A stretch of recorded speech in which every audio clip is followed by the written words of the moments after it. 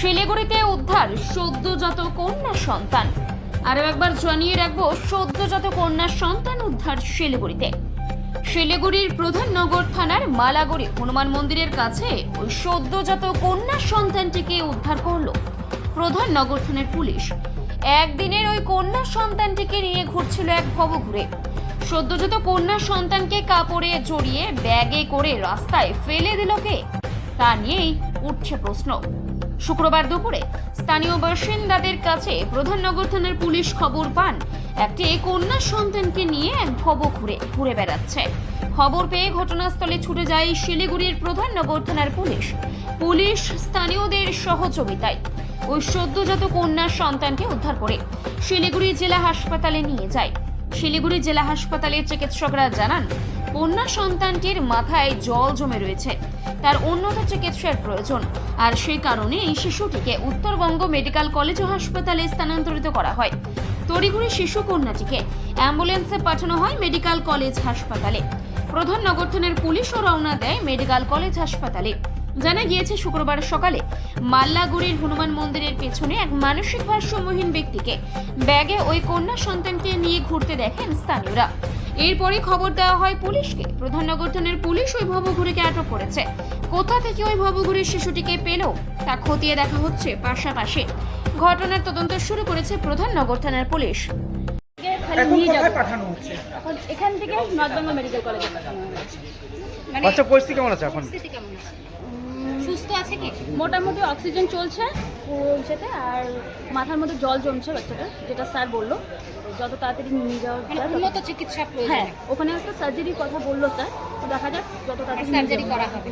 এখন কোথায় নিয়ে যাচ্ছে? নর্থ বেঙ্গল স্যার, আমি হচ্ছে 102 এর স্টাফ। 102 এর স্টাফ আমরা নিয়ে যাচ্ছি। সুজাতা রায়। हाँ, नाम? मेरा नाम रोशनी खातून है। क्या देखा? क्या? हमने क्या देखे कि बहुत भीड़ देखे पहले हनुमान मंदिर के पास पीछे बहुत भीड़ देखे, फिर वहाँ पर हम पुलिस लोग को भी देखे, फिर उसके बाद हम ना वहाँ से दौड़ के गए, क्या हुआ यहाँ पर झमेला। फिर जब पास में गए तो इतना आदमी फिर हटा हटा के देखे तो बच्चा था एक झोला में, उसमें एक सूती के सहारे में लिपटा हुआ था बच्चा ठो। फिर सूती वाला झोला में बच्चा ना सांस ले रहा, तो वहाँ पर इतना बड़ा बड़ा आदमी है, सर लोग तो बच्चा को छूने नहीं सकेगा ना। बोला देखो उठा उठा उठा, फिर हम बच्चा उठाए। लड़की था। क्या कितना दिन का लगा? 2 दिन का बोल रहा, डॉक्टर लोग 2 दिन का बोल रहा। फिर वो बच्चा हम उठा के हाथ में उठा के बाहर निकाले। फिर सर लोग बोले इसको आवाज लगाओ, तो बच्चा रोने लगा। फिर उसका हम उल्टा पुल्टा के देखे तो बच्चा को जैसे दूर से कोई फेंक देता है ना झूला में, उससे फेंक दे। बच्चा इस जगह में चोट है, इतना चोट है। और ऊपर से यहाँ पर डॉक्टर आके वहां से हम लाए, हम बच्चा देख हम जा रहे थे। सर लोग बोला कि थोड़ा हेल्प कर दो मेरा।